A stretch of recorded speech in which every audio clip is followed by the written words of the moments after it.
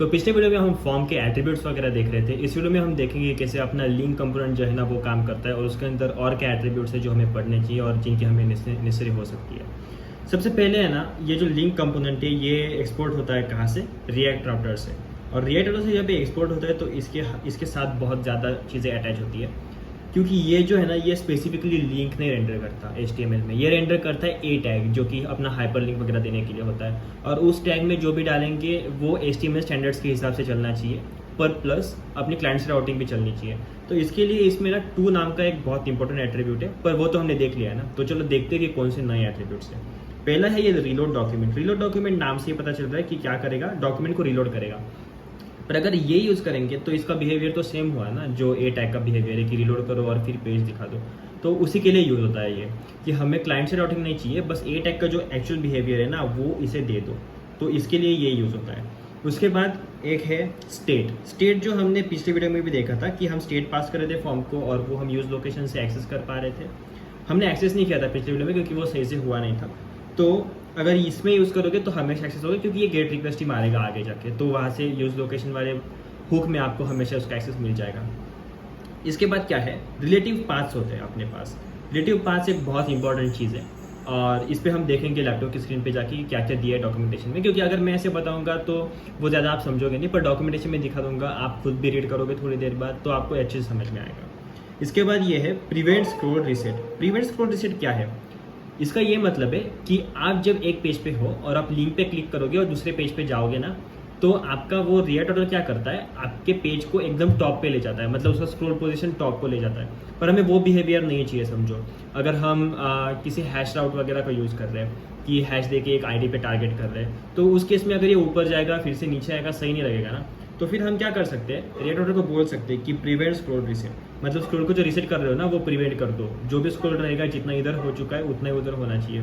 तो अगर ये करेंगे तो क्या होगा, स्क्रॉल्ड आउट ऑफ व्यू, मतलब इतना पार्ट स्क्रॉल के बाहर चला जाएगा। और ये जब स्क्रॉल के बाहर चला जाएगा तो ये पार्ट व्यू में रहेगा। व्यू में रहेगा तो अपना ये चीज़ जो इंपॉर्टेंट है वो हमें दिखने लगेगी। तो इस तरह से आप ये यूज़ कर सकते हो। चलो एक काम करते हैं, ये रिलेटिव वाला जो है ना, ये रिलेटिव वाले को जाते हैं लैपटॉप की स्क्रीन पे और डॉक्यूमेंटेशन पढ़ते और देखते कि उन्होंने क्या क्या दिया है। तो चलते लैपटॉप की स्क्रीन पे।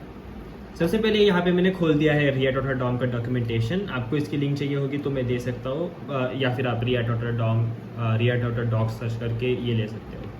तो सबसे पहले क्या दिया इन्होंने कि रिलेटिव एक एट्रीब्यूट है और by default links are relative to the route hierarchy. इसका मतलब क्या, जो राउट्स हमने बनाए थे ना उसकी हायरार्की जो होती है उसमें ये रिलेटिव रहेगा। मतलब अगर आप अंदर वाले राउट पे हो, 2 राउट के अंदर चिल्ड्रन में हो किसी, और वहाँ से अगर आप डॉट डॉट करोगे तो जैसे हम कमांड लाइन में cd डॉट डॉट करके पीछे जाते हैं ना, सेम उसी तरह से ये राउट भी पीछे जाएंगे। मतलब ये हायरार्की मेंटेन करेंगे, अपनी पेरेंट चाइल्ड की हायरार्की, लाइक ट्री नोड के हिसाब से काम करेंगे। और dot dot will go to the root, मतलब प्रीवियस राउट पे चल जाएगा जैसे मैंने बोला। और ये वाला इन्होंने दिया है कि नेस्टिंग करके कि कैसे होगा, क्या होगा। लिंक अगर डॉट डॉट किया इस पाथ से, एडिट कॉन्टेक्ट से, जो कि ये है, तो डॉट डॉट किया तो मतलब एक लेवल पीछे जाना है, मतलब वो यहाँ पे चला जाएगा। पर यहाँ पे कैच है कि आपको ये समझने में तब हार जाएगा जब आपने अपना HTML एकदम अच्छे से किया होगा, क्योंकि HTML में भी हम डॉट डॉट करके चीज़ें कर सकते हैं और ए टैग में ये चीज़ें थोड़ी अलग हैंडल होती है और यहाँ पे अलग हैंडल होती है। ए टैग में वो चीज़ें डिपेंड करती है कि आपके पास स्लैश है कि नहीं, और स्लैश अगर होगा तो अलग चीज़ें हैंडल होगी, स्लैश नहीं होगा तो अलग चीज़ें हैंडल होगी। ये इन्होंने यहाँ पे दिया भी है शायद, देखते हैं इन्होंने दिया होगा ये, ठीक है, हाँ यहाँ पे दिया है कि अगर आप डॉट डॉट दोगे और स्लैश भी रहेगा तो आपके लिए चीज़ें अलग होंगी जब आप यूज़ करते हो अपना नॉर्मल HTML का ए टैग। पर अगर यहाँ पे यूज़ करोगे तो आपके लिए डॉट डॉट मतलब पीछे जाना है, बस ये। तो ये याद रखना। और यहाँ पे देखते हैं क्या किया इन्होंने। अगर ये कर रहे हैं पाथ और रिलेटिव को 2 चीज़ें दे सकते हैं, एक तो राउट दे सकते हैं। अगर राउट से रिलेटिव होगा तो ये डॉट डॉट वाली चीज़ रिएक्ट राउटर के हिसाब से चलेगी, जो कि यहाँ पे इन्होंने दिया, डॉट डॉट लगाओगे तो पीछे जाएगा। पर अगर थोड़ा कॉम्प्लिकेटेड है इसलिए अच्छे से समझना, अगर आपने रिलेटिव को पाथ दे दिया है, मतलब ये पाथ पे रिलेटिव रहेगा, तो पाथ में तो बहुत सारी चीज़ें आती है। अब तो बस राउट नहीं रहा ना, राउट पे कैसे था कि एक राउट है उसके अंदर दूसरा है, यहाँ से डॉट डॉट करोगे तो इधर चला जाएगा। पर यहाँ पे तो राउट नहीं है ना, यहाँ पे थोड़ा अलग सीन होगा। फिर यहाँ पे पाथ है सीधा, और पाथ का एकदम जो बेसिक प्रॉब्लम है वो ये है कि पाथ के अंदर आप किसी नाम के आगे स्लैश दे सकते हो या फिर नहीं दे सकते हो और वो सेम चीज़ को राउट करेगा। पर अगर स्लैश के आगे कुछ है तो वो वहाँ पे जाके राउट करेगा, राइट। तो इसके लिए यहाँ पे अगर आपने पाथ दिया है तो आप यूज लोकेशन के हिसाब से अपना लोकेशन ले सकते हो।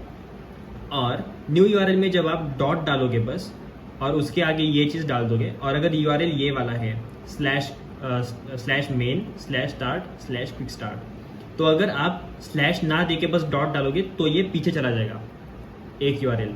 रिएक्ट डॉट में डबल डॉट से पीछे जाता है, अपने नॉर्मल HTML में सिंगल डॉट से पीछे जा रहा है ये। और अगर आप डबल डॉट दोगे तो ये 2 से पीछे चला जाएगा। देखना यहाँ पे मेन स्टार्ट क्विक स्टार्ट था, यहाँ पे बस मेन रखा है, क्विक स्टार्ट और स्टार्ट जो था वो चला गया है। पर अगर आप स्लैश दोगे तो क्या होगा वो देखना। यहाँ पे था मेन स्टार्ट क्विक स्टार्ट, मैंने डॉट करके उसके आगे स्लैश दिया तो क्या हुआ, क्विक स्टार्ट। मतलब क्या, बस उसी राउट पे रहा, डॉट मतलब वही राउट। तो ये हुआ अपना फाइल सिस्टम का रिलेटिव राउटिंग जो कि स्लैश लगाने के बाद होगा। और अगर डबल डॉट देंगे तो एक राउट पीछे चला जाएगा और स्टार्ट पे चला जाएगा। तो इस तरह से ये काम करेगा अपना राउटिंग का मैकेनिज्म। ये जो है ये समझना इंपॉर्टेंट है बहुत ज़्यादा।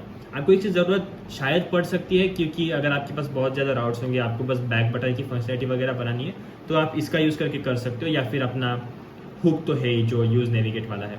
तो आई होप आपको ये समझ में आया होगा। ये थोड़ा अच्छे से समझना, खुद भी पढ़ना तो अच्छे से समझ में आएगा, 2-3 बार पढ़ोगे तो मिलते हैं किसी अगली वीडियो में। तब तक के लिए थैंक यू, बाय बाय।